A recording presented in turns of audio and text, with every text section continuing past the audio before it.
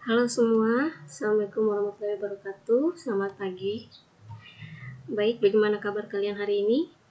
Ya, Ibu Guru harap kalian semua dalam keadaan sehat walafiat ya. Ingat kita masih dalam kondisi atau situasi pandemi. Jadi Ibu Guru harap kalian bisa jaga kesehatan kalian dengan menggunakan masker ketika keluar rumah. Tapi Ibu Guru harap kalian di rumah saja. Lalu jangan lupa mencuci tangan dan jaga jarak. Oke.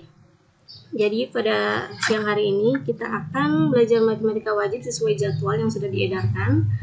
Dan untuk semester ini kita akan pelajari 3 bab ya. Jadi 3 bab yang akan kita pelajari.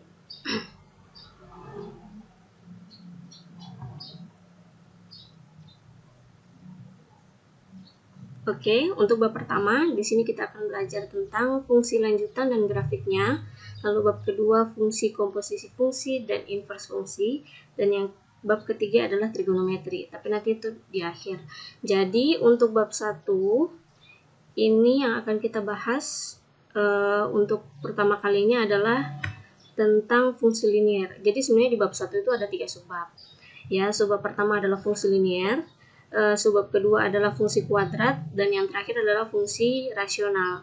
Nah, nanti Ibu Guru akan pikirkan lagi apakah nanti fungsi rasional Ibu akan berikan atau Ibu akan jelaskan, karena di saat seperti ini kan kita tidak tetap muka, jadi otomatis waktu pertemuan kita terbatas, maka kemungkinan Ibu Guru akan memikirkan kembali apakah kurikulumnya atau KD kompetensi dasarnya akan Ibu sederhanakan atau tidak.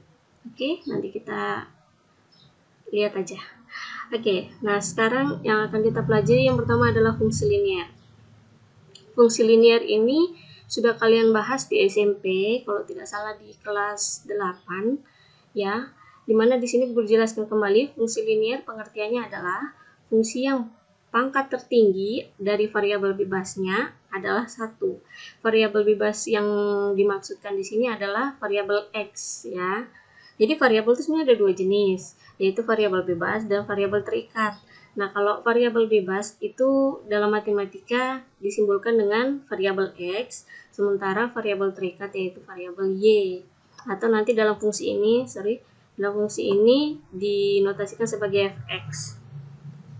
Ya.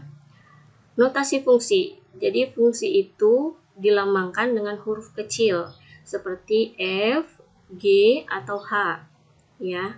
Fungsi F yang memetakan himpunan A ke himpunan B dinotasikan dengan F.2A tanda panah B. Jadi ini notasi dari fungsi ya. Jadi fungsi itu biasa dilambangkan seperti ini atau bisa juga dituliskan seperti ini. Ya, jadi di mana A ini adalah himpunan domain. Himpunan domain itu artinya daerah asal, dan himpunan B itu adalah himpunan kodomain atau daerah kawan. Oke, jadi dituliskan seperti ini. Jadi kalau misalnya kalian menemukan soal yang bentuknya seperti ini, oh itu artinya fungsi. Nah, lalu bentuk umum fungsi linear. Tadi dikatakan bahwa fungsi linear itu adalah fungsi yang memiliki variabel bebas yang berpangkat tertinggi 1. Jadi bentuk umumnya seperti ini.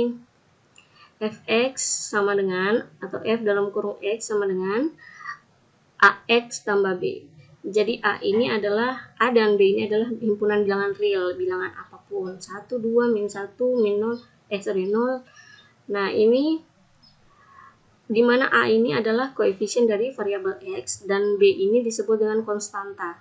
Alasannya apa? Karena B ini tidak memiliki variabel, tidak diikuti oleh variabel, maka dikatakan konstanta. Kalau A ini adalah koefisien karena bilangan A ini diikuti oleh variabel, yaitu variabel X. Atau bisa juga dituliskan seperti ini, F.2X dipetakan tanda panah seperti ini, lalu AX tambah B. Ya, jadi ini adalah bentuk umum dari fungsi linear. Nanti kita akan gunakan ini dalam menyelesaikan soal-soal atau permasalahan terkait fungsi linear. Ya, lanjut penyajian fungsi. Jadi fungsi itu bisa disajikan dalam beberapa bentuk. Di antaranya yang pertama berupa rumus. Oke, berarti rumusnya seperti ini. Lalu yang kedua bisa kita sajikan dalam bentuk tabel. Ya. Seperti relasi juga bisa dapat disajikan dalam bentuk tabel. Lalu berikutnya bisa disajikan dalam diagram panah. Ingat ya, diagram panah itu berbeda dengan diagram Venn. Kalau diagram Venn itu biasanya digunakan untuk penyajian himpunan. Tapi kalau diagram panah ini ada tanda panahnya. Kalau diagram Venn kan kalau tidak salah bentuknya seperti ini ya. Kalau diagram Venn kan kayak gini. Sebenarnya sama, dia serupa, maksudnya sama seperti ini. Kalau diagram Venn kan kayak gini tuh. Nah, ini diagram Venn. Ya kan, masih ingat di bab tentang himpunan. Tapi kalau diagram panah itu sama, ada lingkaran dua, tetapi ada tanda panahnya, maka dikatakan ini sebagai diagram panah. Gitu. Dimana tanda panah ini memetakan himpunan A ke himpunan B, anggota dari himpunan A ke anggota himpunan B. Oke, jelas ya. Kita lanjut. Selain kita dapat sajikan ke dalam bentuk diagram panah, bisa juga kita sajikan ke dalam bentuk grafik. Grafik di sini maksudnya koordinat kartesius ya, koordinat kartesius, ada sumbu X dan sumbu Y-nya. Lalu terakhir bisa juga kita sajikan dalam bentuk himpunan pasangan berurutan. Dalam hal ini adalah himpunan pasangan titik X, Y. Oke, untuk lebih jelasnya kita masuk ke contoh. Jadi kalian perhatikan di sini. Contoh fungsi linear diketahui fx sama dengan, ini artinya sama ya bentuknya ya. Jadi biasanya kalau dalam soal ujian nasional itu bentuknya seperti ini. Adapun seperti ini tapi jarang. Cuma kalian harus tahu bahwa ini sebenarnya sama saja. Jadi fx sama dengan 2x tambah 1. Nah, diketahui sebuah fungsi linear seperti ini, 2x tambah 1 dengan daerah asal atau domain dinotasikan seperti ini. Jadi kalau domain itu lambangnya adalah D besar lalu diikuti dengan F kecil di bawah. Jadi DF sama dengan, ini cara bacanya X demikian sehingga X lebih besar sama dengan min 2 dan X kurang dari sama dengan 1, di mana X elemen bilangan real.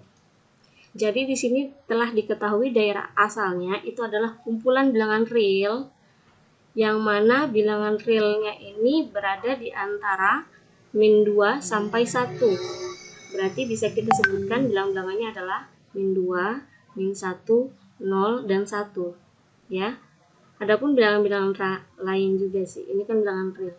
Lanjut, sajikan dari contoh ini, sajikan fungsi di atas ke dalam bentuk tabel, diagram panah, grafik, dan himpunan pasangan berurutan. Oke. Sebelum kita sajikan fungsi ini ke dalam bentuk-bentuk ini, yaitu tabel, diagram panah, grafik, dan himpunan pasang berurutan.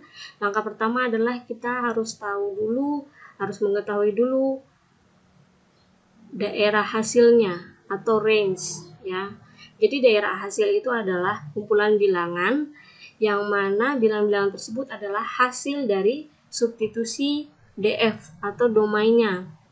Jadi ini kan tadi kita sudah sebutkan bilangannya ya, min 2, min 1, 0, dan 1. Ketika bilangan-bilangan tersebut kita substitusikan ke dalam fungsinya, dalam artian di sini substitusi ke ke variabel X, maka hasilnya berapa? Nah, bilangan itulah yang merupakan range-nya. Oke. Ya, coba ya. Di sini diketahui fx-nya sama dengan 2x tambah 1.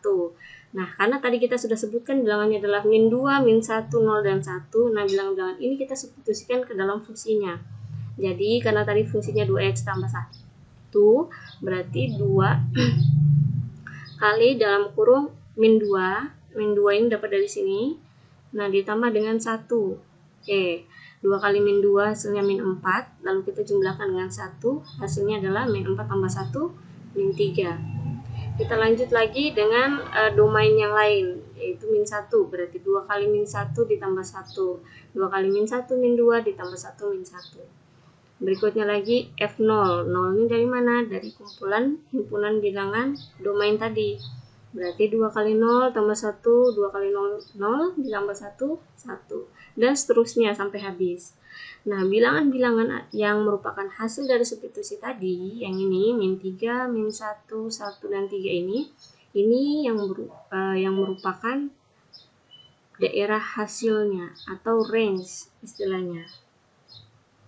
Ya, jadi bisa kita tuliskan range-nya itu RF sama dengan, kita sebutkan satu-satu, yaitu min 3, min 1, 1, dan 3.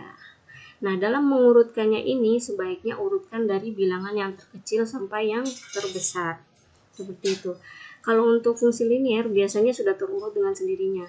Tapi kalau fungsi kuadrat itu nanti berantakan. Maksudnya hasil dari daerah hasilnya ini bisa jadi dari yang besar ke kecil atau dari yang kecil ke besar terus ke kecil lagi. Nah, bisa seperti itu. Tapi kalau misalnya kalian ingin mengurutkan, sebaiknya urutkan dari yang terkecil hingga terbesar.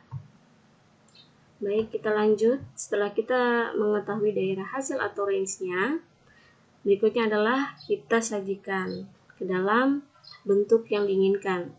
Ya, jadi yang pertama tadi diminta kita harus sajikan ke dalam bentuk tabel. Nah, tabelnya ini sederhana saja, kita cukup buat 2 kolom seperti ini, di mana kolom pertama ini berisi kumpulan atau himpunan bilangan domainnya. Lalu yang kolom kedua ini berisi hasil atau daerah hasilnya ya, atau biasa disebut range. Nah, di sini dinotasikan sebagai fx atau y-nya. Oke. Nah, lalu kalian cukup masukkan bilangan-bilangan tadi. Jadi ketika x-nya kita ubah atau kita substitusikan dengan bilangan min 2, maka hasilnya adalah min 3. Jika kita ubah menjadi x-nya menjadi min 1, maka hasilnya adalah min 1. Dan seterusnya. Kalau misalnya domainnya banyak, berarti tabelnya semakin panjang. Seperti itu. Oke ya. Nah, jadi ini adalah penyajian data penyajian fungsi ke dalam bentuk tabel. Berikutnya, kita sajikan ke dalam bentuk diagram panah. Jadi seperti ini diagram panah. Jadi diagram panah itu tadi Ibu bilang bahwa terdiri atas 2 lingkaran, di mana lingkaran yang pertama ini adalah berisi kumpulan bilangan atau anggota dari domainnya, dan yang kedua, lingkaran kedua ini merupakan kumpulan atau himpunan bilangan dari range-nya. Setelah itu baru dihubungkan dengan tanda panah. Jadi ketika min 2 X-nya atau DF-nya, maka kita dapat RF-nya atau range-nya adalah min 3. Dan seterusnya. Ini pun kalian harus urutkan dari yang terkecil sampai yang terbesar. Seperti itu. Kalau misalnya nanti ketika kita sudah masuk pada subbab fungsi kuadrat, itu bisa jadi 2x ini, misalnya 2x itu bisa terhubung dalam ke satu nilai kodomain. Jadi misalnya ya, kalau fungsi kuadrat nih, x-nya di sini min 2, di sini 1. Bisa jadi nanti hasilnya sama-sama yaitu min 1. Tuh. Ya, jadi sama saja. Tapi di sini yang perlu kalian perhatikan adalah tanda panahnya. Oke, selanjutnya adalah kita sajikan ke dalam bentuk grafik. Jadi grafiknya itu seperti ini. Jadi kalau fungsi linear itu grafik yang akan dibentuk adalah berupa garis lurus. Ingat, entah garis lurusnya itu naik atau turun. Tetapi kalau fungsi kuadrat itu nanti grafiknya berupa parabola, grafik parabola. Jadi grafik parabola itu bentuknya seperti ini, bentuknya seperti U. Kalian sudah pernah lihat kan bentuk grafik seperti ini? Kalau tidak salah di semester 1 sudah dipelajari. Nah, jadi kalau fungsi fungsi linear itu bentuk grafiknya adalah berupa garis lurus. Ya. Nah, grafik ini pun dibentuk dari kumpulan bilangan domain dan kodomainnya. Bukan kodomain, maksudnya range-nya. Jadi ketika di sini kita bisa lihat bahwa ketika x-nya adalah min 2, maka kita dapat y-nya min 3. Berarti ini pasangan bilangan ini berupa titik.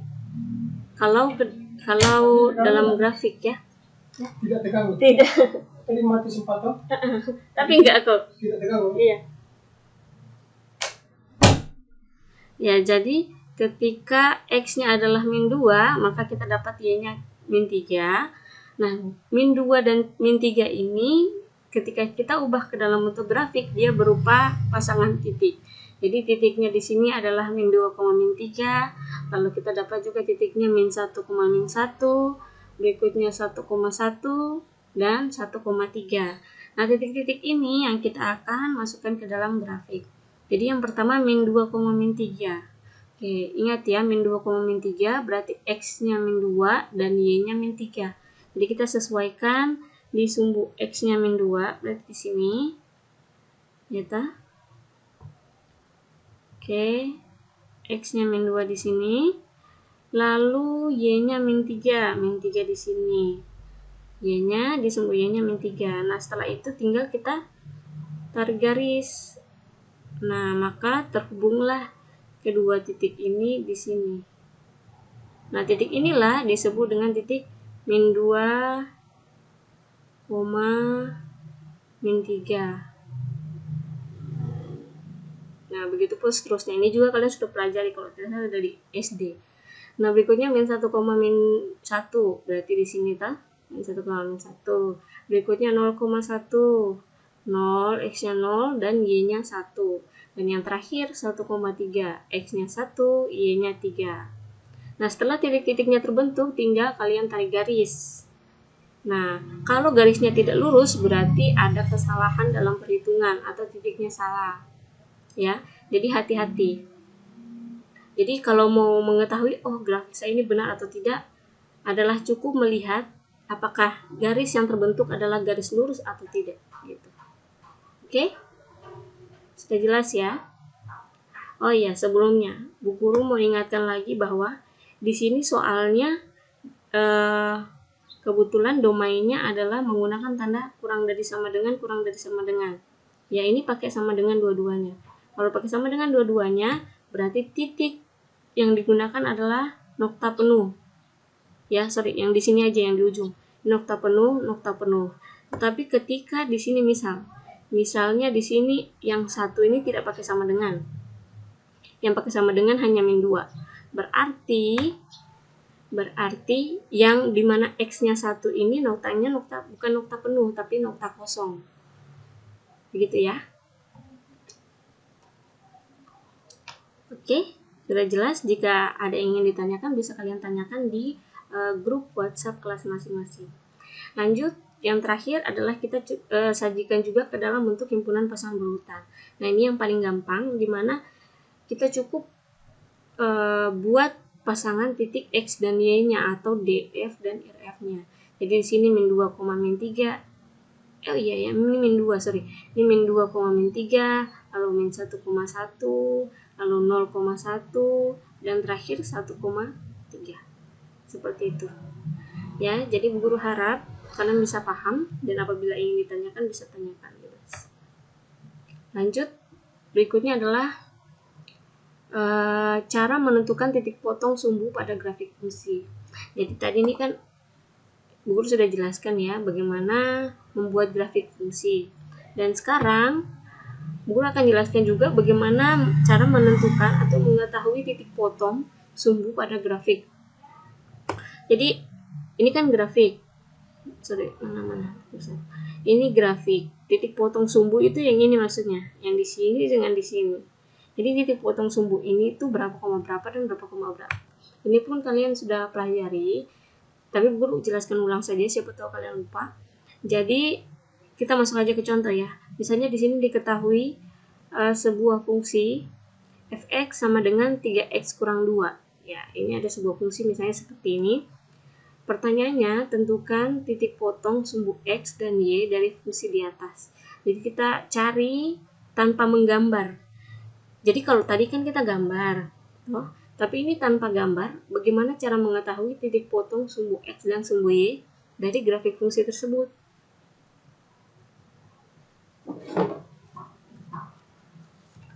Oke, bagaimana cara mengetahuinya? Kita cukup mensubstitusikan nilai 0 ke salah satu variabel X atau Y-nya.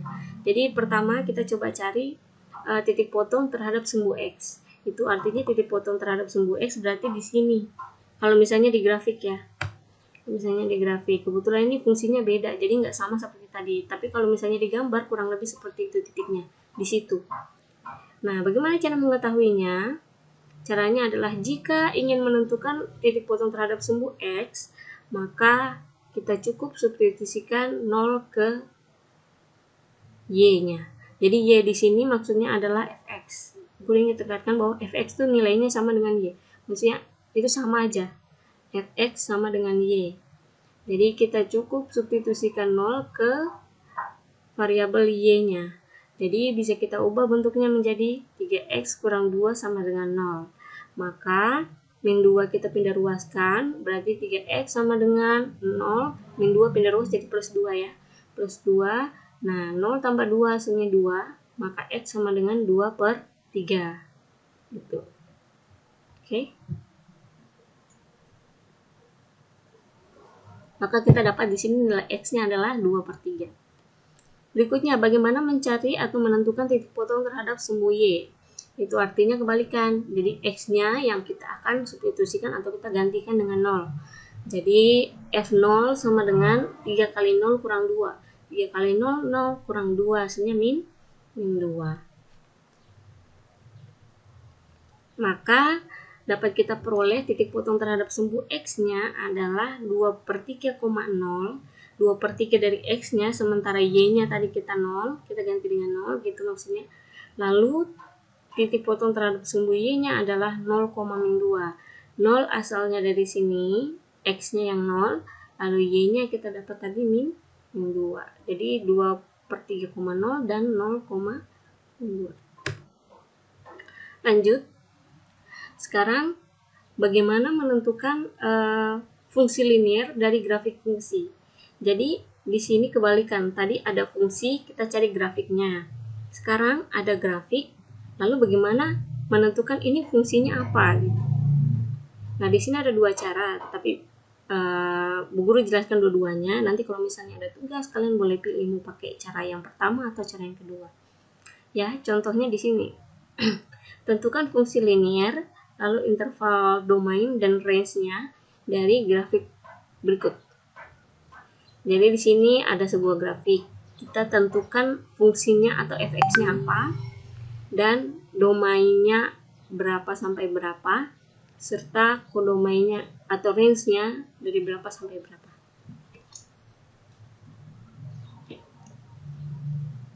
Oke, kita coba kerjakan dengan cara pertama, yaitu dengan menggunakan rumus. Rumus ini kalian juga sudah pelajari di SMP kelas 2 tentang persamaan garis lurus. Ya, Guru harap kalian masih ingat. Rumusnya seperti ini. Ini adalah rumus untuk menentukan persamaan garis melalui 2 titik. Tapi ada juga rumus yang melalui 1 titik, tapi itu harus kita cari gradiennya. Karena Bu Guru pikir itu agak ribet, jadi lebih baik kita gunakan rumus yang ini. Oke? Nah, langkah pertama yang harus diperhatikan adalah kita harus cari 2 titik yang dilalui oleh garis dari grafik tersebut. Ini kan grafik atau garisnya ya. Nah, kita cari 2 titik, cukup 2 titik saja. Jadi jika misalnya kalian menemukan 5 titik atau 6 titik atau lebih, kalian cukup pilih 2 saja. Dan Ibu sarankan sebaiknya pilih titik yang angka atau bilangannya itu tidak terlalu besar. Tujuannya apa? Supaya mempermudah kita dalam berhitung. Jadi memperkecil kemungkinan salah dalam berhitung gitu. Oke, jadi di sini kebetulan dalam grafik ini Ibu temukan 3 titik, ya, 3 titiknya diantaranya yang ini, dan yang ini. Ya, kenapa ini tidak? Karena ini dia di tengah-tengah pertemuan garis-garis kotak ini loh. Ini grillnya. Jadi yang ini, lalu ini, dan ini. Nah, titik-titiknya itu diantaranya yang pertama titik ini 1, min 2, 1 dari sini, min 2 nya yang ini, lalu berikutnya yang ini 0,1 titiknya, dan yang terakhir yang ini min 1, 1,4. Ya, dari ketiga titik ini Ibu Guru hanya ambil 2 titik yang di bawah. Alasnya apa? Karena angkanya kecil ya. Jadi 0,1 dan 1,-2. Jadi kalau ada soal sebaiknya begitu, cari yang kecil supaya pertama tidak salah, yang kedua mudah, yang ketiga waktunya cepat kerjanya. Oke, setelah itu, setelah kita pilih dua titik ini, kita harus tentukan yang mana titik pertama, yang mana titik kedua. Nah, di sini ibu guru ambil yang ini sebagai titik 1, ini sebagai titik 2. Oke, sehingga 0 ini sebagai x1-nya. Gue tuliskan ya supaya tidak lupa. Jadi 0 ini sebagai x1-nya, x1, dan satunya ini sebagai y1. Gitu. Lalu yang satu di bawah ini, karena ini merupakan titik kedua, berarti 1 sebagai x2,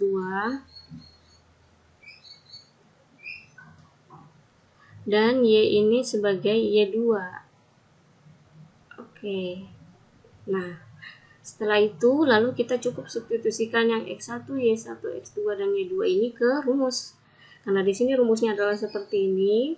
Jadi kita cukup substitusikan saja. Ingat, yang y dengan x ini tidak perlu diganti.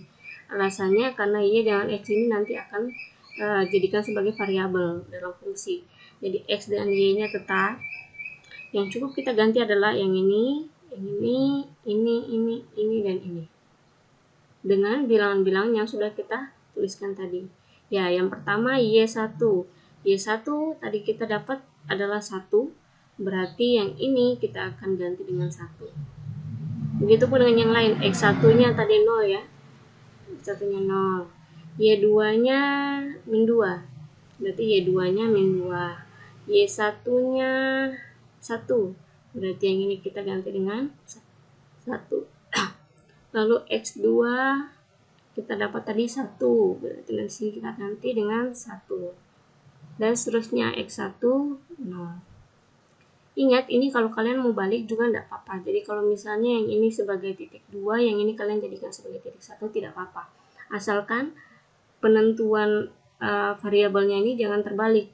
Misalnya kalian ini misalkan sebagai titik kedua, berarti yang ini harus X2, ini Y2.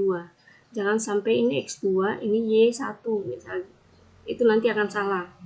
Jadi harus konsisten dengan penamaan titiknya. Kalau di sini titik 1 berarti harus X1, Y1. Ini X2, Y2. Oke. Lanjut, setelah itu kita sederhanakan bentuknya. Ya, yang mana kita sederhanakan dulu? Yang ini. Min 2 kurang 1. Oke, min 2 kurang 1 hasilnya? Ya, min 3. Lalu 1 kurang 0, 1. Setelah itu, setelah bentuknya sudah sederhana seperti ini, tinggal kita kali silang. Yang kita kalikan yang pertama adalah yang 1 kali Y kurang 1 dulu. Jadi kita tuliskan 1 buka kurung Y kurang 1. Lalu berikutnya yang berbalik, min 3 kali dengan X kurang 0. Setelah itu kita kalikan ke dalam secara distributif. Jadi 1 kali Y, 1 kali min 1 tetap min 1. Lalu ini X kurang 0 kan tetap X ya. Lanjut, X kurang 0 tetap X, jadi tinggal min 3 kali X. Oke, min 3 kali X hasilnya adalah min 3X. Setelah itu, kita biarkan variabel Y itu tetap berada di sebelah kiri. Jadi, selain variabel Y yang ada sebelah kiri, kita pindahkan ke kanan. Sehingga min 1 ini kan tidak bervariabel Y ya. Jadi, min 1 ini kita pindah ruaskan ke kanan. Min 1 pindah ruas jadi plus 1. Maka tertinggal Y sama dengan min 3X asalnya dari sini ditambah 1. Setelah ini, kalau sudah bentuknya seperti ini artinya sudah selesai. Tinggal kita ubah Y-nya menjadi Fx. Jadi Fx sama dengan min 3X tambah 1. Nah, inilah yang merupakan fungsi linier dari grafik ini. Lalu jangan lupa tadi yang ditanya juga adalah interval domain. Jadi interval domain itu, ingat domain itu identik dengan nilai X, atau bisa kita lihat dalam grafiknya adalah sumbu X. Jadi kalian bisa lihat bahwa grafik ini berada di sumbu X di antara 1 sampai seterusnya, satu ke bawah ya. Ingat ini grafiknya dimana ujung atas ini berbentuk tanda panah, itu artinya grafiknya masih bisa diteruskan. Hanya keterbatasan tempat, jadi hanya dibuat seperti ini. Sementara yang di bawah ini hanya berupa titik. Itu artinya grafiknya stop sampai di sini. Jadi grafik ini bergerak dari bawah sini ke atas dan seterusnya. Nah, lalu ketika ditanya domain, berarti kita lihat grafik pada grafik ini kita lihat sumbu X-nya, di mana garisnya ini berada atau mencakup pada sumbu X itu di antara min 1, ya toh? Ini kita bisa lihat garisnya ini. Nah, seperti ini. Dari 1 sampai seterusnya, karena ini masih bisa diteruskan. Jadi dari 1 ke bawah. Itu artinya domainnya itu berada pada interval X kurang dari 1, gitu ya. Kenapa kurang dari 1? Karena dia bergeraknya ke bawah. Dari 1, 0, min 1, min 2, min 3 itu kan artinya kumpulan bilangan yang kurang dari 1. Nah, lalu sebelum itu kita perhatikan juga titiknya. Ketika titiknya ini berupa titik atau noktah penuh, itu artinya interval bilangannya harus berupa notasi di pertidaksamaan yang menggunakan tanda sama dengan. Nah, jadi bentuknya seperti ini. Jadi interval domainnya itu adalah X kurang dari, tapi gunakan sama dengan. Jadi kurang dari sama dengan 1. Atau secara matematis dituliskan seperti ini. Jadi DF sama dengan X demikian sehingga X kurang dari sama dengan 1. Jadi ini intinya, inti dari interval bilangannya. Ya, jangan lupa di mana X elemen bilangan real. Seperti itu. Lanjut, kita akan cari RF-nya atau range-nya. Kalau tadi domain itu kita lihat sumbu X-nya, sekarang kalau untuk mencari range itu berarti kita perhatikan sumbu Y-nya. Sumbu Y itu berarti sumbu yang tegak ini. Kita lihat grafiknya. Ini grafiknya. Grafik ini mencakup sumbu Y dari min 2 ke atas kan? Iya, dari min 2 ke atas. Kenapa ke atas? Karena grafiknya itu ke atas. Ini dia punya tanda panah itu ke atas. Jadi grafik ini bisa diteruskan ke atas. Jadi min 2 ke atas. Dan grafik ini tidak menyentuh min 3 ya. Karena dia dari sini. Oke. Ya, tinggal kita buat intervalnya. Di sini intervalnya adalah min 2 ke atas, itu artinya Y lebih dari min 2. Kalau ke atas atau lebih itu berarti kalau ke atas itu artinya lebih gitu. Jadi Y lebih dari min 2. Kenapa Y? Karena di sini domain range. Kalau range itu notasinya Y ya. Y. Nah, lalu lebih dari, jangan lupa karena di sini noktanya nokta penuh, jadi lebih dari sama dengan min 2. Jadi dituliskannya seperti ini. Dan jangan lupa depannya juga harus Y sedemikian sehingga Y lebih dari sama dengan min 2. Dimana Y, ini Y ya, Y elemen bilangan real. Jadi seperti itu. Oke, jika ada yang ingin ditanyakan, bisa tanyakan via grup WA. Oke, kita lanjut. Tadi kita gunakan cara 1 dengan menggunakan rumus. Dan sekarang kita jelaskan dengan menggunakan cara berikut, cara kedua, yaitu dengan menggunakan bentuk umum fungsi linear. Tadi Ibu sudah jelaskan bahwa bentuk umum fungsi linear adalah seperti ini, yaitu Y atau Fx sama dengan Ax tambah B ya. Oke, jadi kita akan cari nilai A-nya berapa, dan tinggal kita cari juga nilai B-nya berapa. Di mana yang akan kita gunakan adalah seperti tadi, kita cukup cari 2 titik yang dilalui oleh grafik tersebut.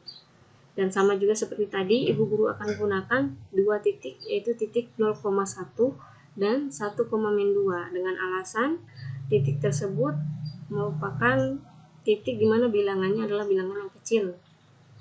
Oke, kita tuliskan kembali titiknya, yaitu yang pertama 0,1 dan yang kedua titiknya adalah 1,-2. Di mana 0 ini sebagai X satu sebagai Y, satu yang ini sebagai X, dan yang ini min 2-nya Y. Lalu kita substitusikan X dengan Y masing-masing ini ke dalam bentuk umum tadi. Jadi AX tambah B sama dengan Y, gitu. Jadi A kali X, X-nya tadi 0. Kalau yang di sini X-nya sebagai 0 ya. Tambah B sama dengan Y. Nah, Y-nya di sini adalah 1. Jadi guru bisa tuliskan seperti ini, A kali 0 tambah B sama dengan 1. Nah, inilah menjadi persamaan pertama. Lalu yang kedua, tadi titiknya adalah 1, min 2. Itu artinya 1X dan min 2-nya Y. Berarti A kali 1 tambah B sama dengan min 2. Ini akan kita jadikan sebagai persamaan kedua. Lalu kita sederhanakan. A kali 0 kan 0 ya. Jadi tersisa B sama dengan 1. B sama dengan 1. Nah, kebetulan di sini kita sudah dapat langsung nilai B-nya. Toh? Tadi kan Ibu bilang kita cari nilai A dan nilai B. Nah, kebetulan dari langkah pertama ini kita sudah dapat nilai B-nya. Biasanya ada juga bentuk yang nilai salah satu nilainya itu belum diketahui. Jadi masih ada mengandung variabel A dan variabel B. Ya, nanti Ibu jelaskan. Lalu yang kedua, 1, min 2. Tadi X-nya kita ganti 1, berarti A kali 1 tetap A tambah B sama dengan min 2. Nah, ini merupakan persamaan 2. Kalau misalnya di sini masih ada mengandung variabel A, entah 2A, 3A, atau berapa A di sini. Nah, itu cara mencari nilai A dan B-nya cukup seperti SPLDV kemarin. Jadi, kita bisa gunakan cara eliminasi, substitusi, atau gabungan. Ya. Tapi karena kebetulan di sini kita bisa langsung dapat nilai B-nya. Jadi langkah berikutnya kita cukup substitusikan nilai B sama dengan 1 ini yang tadi kita dapat itu ke persamaan 2. Ya. Karena persamaan 2-nya tadi adalah A tambah B sama dengan min 2. Berarti B-nya kita ganti dengan 1. Jadi A tambah 1 sama dengan min 2. A tambah 1 sama dengan min 2, maka plus 1-nya ini hindar luas. Jadi min 2 kurang 1 hasilnya adalah min 3. Maka kita dapat nilai A-nya adalah min 3. Oke, setelah kita dapat nilai A-nya dan nilai B-nya, di mana A-nya ini kita dapat min 3 dan B-nya kita dapat 1, maka cukup substitusikan lagi ke bentuk umumnya. Jadi di sini kita dapat fungsinya adalah min 3x tambah 1. Min 3x tambah 1. Jadi fungsinya adalah min 3x tambah 1. Apakah sama dengan yang tadi? Sama ya. Oke. Jadi di sini Bu Guru tidak haruskan kalian gunakan cara 1 atau cara 2. Terserah mau pakai cara yang mana, asalkan yang menurut kalian mudah saja. Ya, jadi nanti kalau ada tugas kalian boleh pakai salah satu cara, entah cara 1 atau cara 2. Nah, dalam menentukan DF atau domain dan RF atau range, ini sama seperti tadi. Kalian perhatikan grafiknya dulu. Ya, cakupan grafiknya itu di X dari mana sampai mana. Nah, ini pun kalian harus perhatikan kembali dalam menentukan atau membuat notasi pertidaksamaannya. Jadi hati-hati, tanda lebih dari dan kurang dari ini kalian harus perhatikan baik-baik. Oke, dan untuk menentukan tanda sama dengan atau tidak, itu kalian lihat noktanya. Kalau noktanya kosong berarti dia tidak pakai sama dengan. Kalau noktanya penuh berarti dia pakai sama dengan. Di sini pakai sama dengan. Oke, seperti itu ya. Ini Y.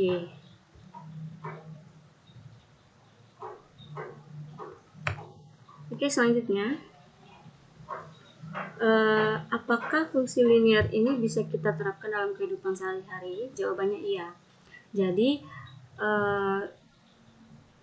di sini Bu Guru sudah sediakan contoh soal, di mana contoh soal ini merupakan contoh aplikasi fungsi linear dalam kehidupan sehari-hari. Jadi contohnya seperti ini. Kalian perhatikan contohnya. Di sini Pak Dedi bekerja sebagai tenaga penjual di sebuah perusahaan, yaitu perusahaan A. Di mana pendapatan Pak Dedi berupa gaji, yaitu 2 juta rupiah per bulan. Tapi ingat ditambah juga komisi per unit barang yang dapat dia jual. Lalu di sini juga sudah disediakan grafik pendapatan yang dapat dilihat di samping. Jadi ini grafik pendapatannya Pak Dedi. Pertanyaannya yang pertama, jika PX menyatakan pendapatan Pak Dedi dan X merupakan banyak barang yang dapat ia jual, maka tentukan persamaan fungsi PX. Jadi dari grafik ini kita tentukan persamaan fungsi linier yang menyatakan pendapatan dari Pak Dedi di perusahaan A. Lalu yang B, berapa pendapatan Pak Dedi jika ia dapat menjual 150 unit barang? Jadi kalau tadi kan dikatakan bahwa gaji murninya adalah 2 juta per bulan. Tetapi ditambah juga komisi tambahan jika ia mampu menjual per unit barang dari perusahaan atau produk dari perusahaan A. Nah, tetapi jika di sini diandaikan bahwa Pak Dedi ini mampu menjual 150 unit barang, kira-kira gaji yang diperoleh Pak Dedi ini berapa gitu. Lalu yang C, berapa banyak barang yang dapat dijual Pak Dedi jika ia memperoleh pendapatan sebesar Rp2.600.000. Jadi kalau dia dapat penghasilan sebesar ini, kira-kira itu dia mampu menjual berapa unit gitu. Jadi ceritanya dia buat target, saya ingin mendapatkan pendapatan sebesar 2.600.000. Kira-kira dia harus dapat menjual berapa unit barang. Oke. Di sini coba kita perhatikan dulu grafiknya. Grafiknya ini berupa grafik kartesius di mana simbol X ini menyatakan banyak barang yang terjual. Lalu simbol Y ini untuk menyatakan pendapatan, di mana pendapatannya ini karena banyak nolnya ya. Jadi dibuat ke dalam ribuan rupiah. Di sini tuliskan 2000, tapi dalam ribuan, berarti ditambahkan 03 lagi. Ribuan itu kan 3 nol ya. Jadi 2 juta, kalau ini 3 juta. Cuma kalau untuk kepentingan dalam berhitung grafik supaya grafiknya ini tidak full, jadi tuliskan aja 2000.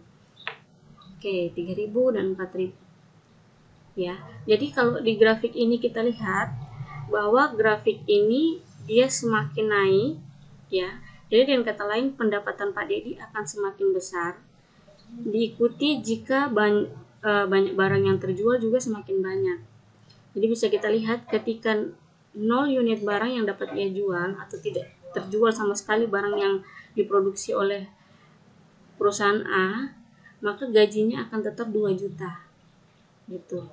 Ketika 100 unit barang yang mampu ia jual, maka pendapatan yang ia peroleh per bulan adalah 3 juta.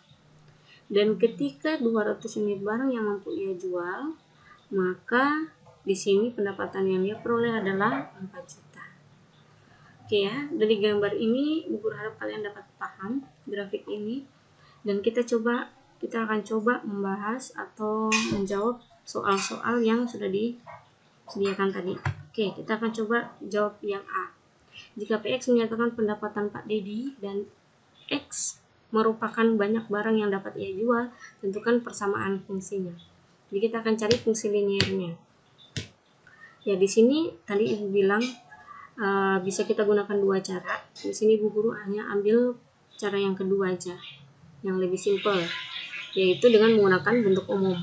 Jadi di sini bentuk umumnya sama, yaitu Y sama dengan AX tambah B. Lalu langkah kedua tadi adalah kita tentukan 2 titik yang terkecil. Jadi di sini Ibu Guru ambil titik yang ini, ya, yang ini, dan titik yang ini. Oke, titik yang ini merupakan titik 0,2000. Nah, Ibu Guru tulis 0,2000, dan titik yang ini adalah titik 100,3000. Sorry, ini 100 ya. Ini 100 ceritanya. Oke. Gue salah ketik. Oke, jadi di sini 0,2000 dan titik yang kedua adalah 100,3000. Kalau kalian mau pakai yang ini juga nggak apa-apa, 200,4000 nggak apa-apa. Yang ini atau yang ini, asalkan jangan sampai salah dalam perhitungan. Setelah itu kita substitusikan 0 dan 2000 ini ke X dan Y-nya seperti tadi. Jadi A kali 0 tambah B sama dengan 2000. Berikutnya A kali 100 tambah B sama dengan 3000. Nah, setelah itu tinggal kita sederhanakan. A kali 0, 0 ya, tambah B sama dengan 2000. Jadi tersisa B sama dengan 2000. Nah, ini menjadi persamaan pertama. Ya, berikutnya untuk persamaan kedua berarti A kali 100, berarti 100A tambah B sama dengan 3000. Nah, ini yang merupakan persamaan keduanya. Setelah itu, karena kebetulan juga kita langsung dapat nilai B-nya, jadi tinggal kita substitusi B sama dengan 2000 ini ke persamaan kedua. Jadi yang tadinya 100A tambah B sama dengan 3000 menjadi 100A tambah 2000 sama dengan 3000. Nah, kita pindah ruaskan 2000-nya ini ke sebelah kanan. Jadi 100A sama dengan 3000 kurang 2000. 3000 kurang 2000 hasilnya 1000, berarti tersisa A sama dengan 1000 bagi 100. Nah, 1000 bagi 100 hasilnya adalah 10 ya. Ingat konsep pembagian seperti ini. Jadi 10 bagi 1 hasilnya 10. Maka kita peroleh fungsi linier yang menyatakan pendapatan Pak Dedi tadi adalah PX. Kenapa PX? Karena tadi di soalnya sudah dikatakan bahwa PX ini menyatakan pendapatannya. Jadi PX sama dengan 10X, karena A-nya 10 toh. Jadi 10-nya kita ganti di sini.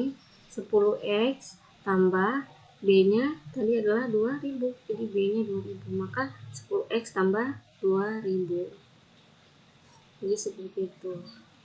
Maka fungsi linier yang menyatakan pendapatannya Pak Dedi adalah PX sama dengan 10X tambah 2000.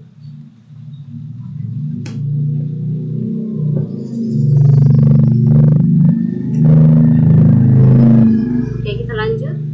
Pertanyaan kedua.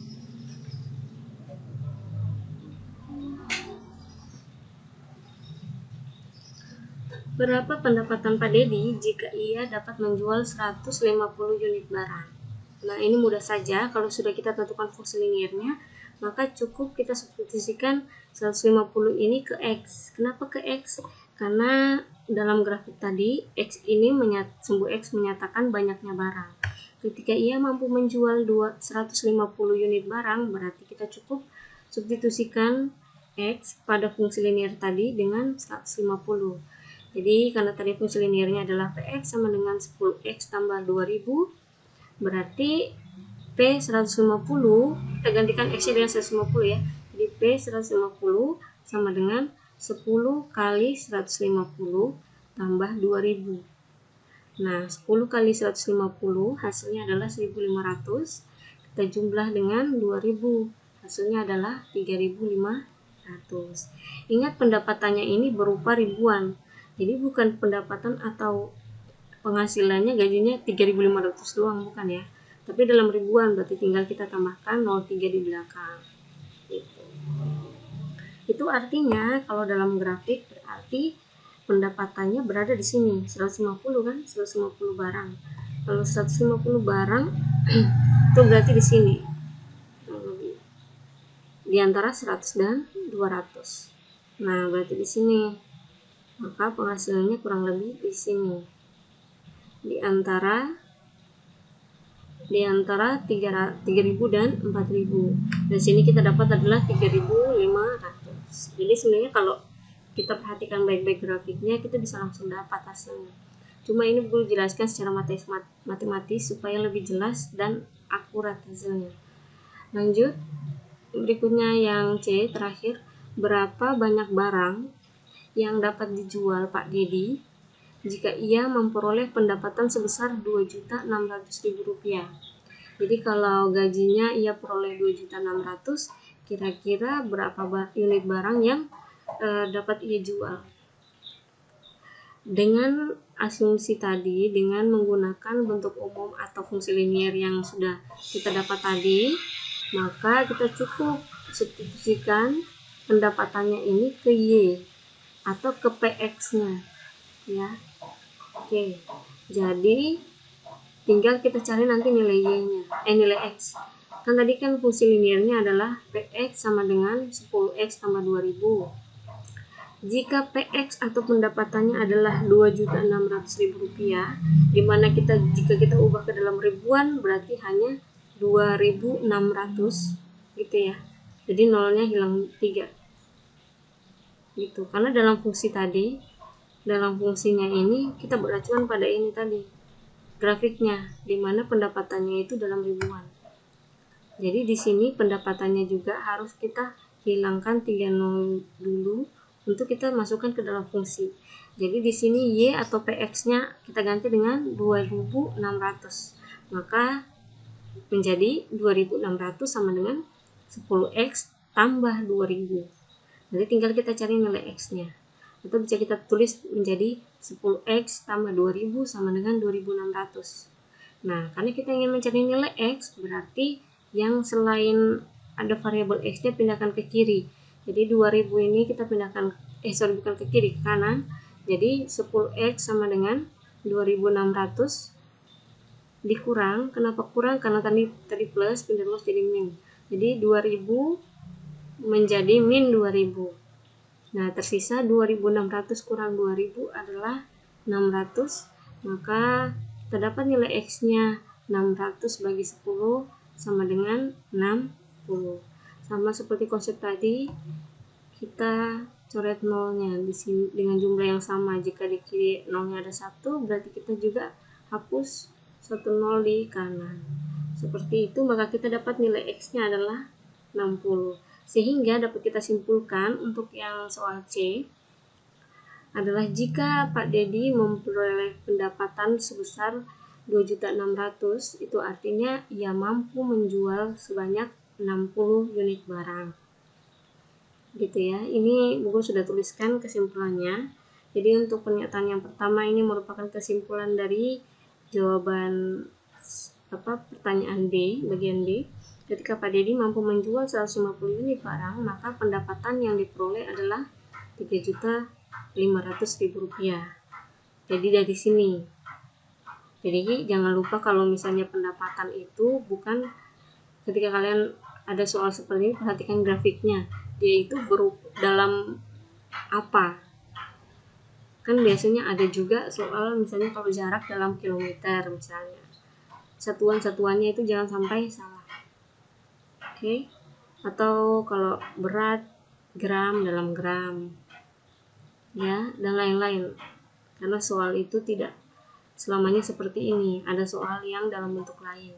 Ini kebetulan tentang keuangan. Nanti bisa juga soalnya itu dalam bentuk yang lain. Misalnya berat atau jarak, panjang, ya seperti itu. Lalu yang kesimpulan yang kedua, dan apabila pendapatan yang diperoleh Pak Dedi adalah Rp2.600.000, maka banyak barang yang dapat dijual Pak Dedi adalah sebanyak 60 unit. Jadi seperti itu. Ini merupakan aplikasi atau penerapan fungsi linier dalam kehidupan sehari-hari. Kurang lebih seperti itu. Yang baik, untuk materi hari ini cukup sekian. Jika ada yang ingin ditanyakan, bisa kalian tanyakan via grup WhatsApp grup matematika kelas masing-masing. Terus jangan lupa untuk absen, dan setelah ini Ibu akan kirimkan tugas untuk kalian dapat selesaikan setelah ini ya. Baik, seperti itu. Dan jangan lupa juga untuk catatannya tetap dilengkapi. Sekalipun kita tidak tatap muka langsung, tetapi nanti ketika akhir semester, guru akan periksa catatan kalian. Karena catatan kalian ini kemungkinan akan bisa kalian pakai ketika kelas 3 nanti sebelum atau persiapan ujian. Oke, jadi seperti itu. Kurang lebihnya Ibu Guru mohon maaf. Wassalamualaikum warahmatullahi wabarakatuh. Selamat pagi.